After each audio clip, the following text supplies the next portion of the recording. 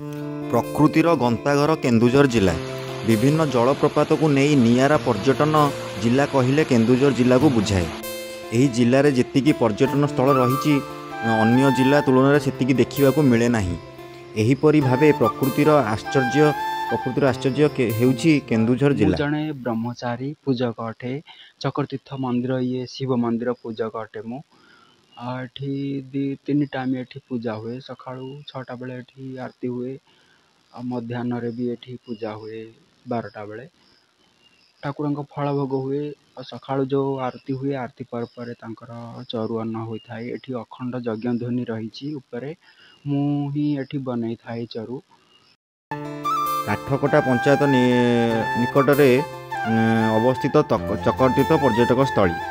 यही पर्यटक स्थान में जलप्रपात रही। सबुठारु बड़ कथा हेउछि ए स्थान में रामू बाबांकर एक प्रतिमूर्ति प्रतिष्ठा होइछि, जहाँकि अन्यत्र केउठी तैयारी करी नाहंती। एही स्थान में जंगल सह गुंफा मध्य रही अछि। एठिकार पूजा नीति मध्य बहुत नियारा ढंग से पालित होता है। एठारे लोक माने मनस्कामना पूरण करने पूजा करने को आसी थांती। एठारे बहु पुरातन कालरू एठारे श्री महादेव बाबा पूजा पाई आसुचंती।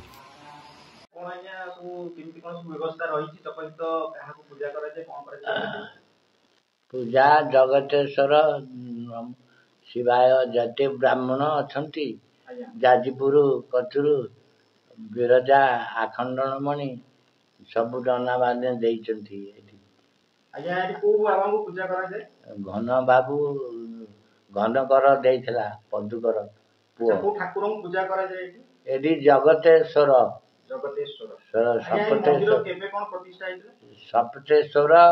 जगतेश्वर केबे कोन प्रतिष्ठा हेतिला? प्रतिष्ठा करि देइचंती अरुण पंडा। केबे कोन हेतिला?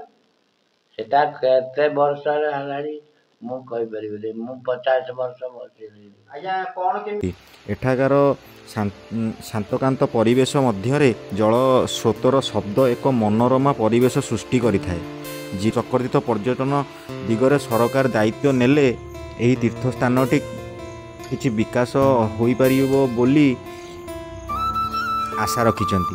केन्दुझरु गगन बिहारी दास को रिपोर्ट, ओडिशा न्यूज।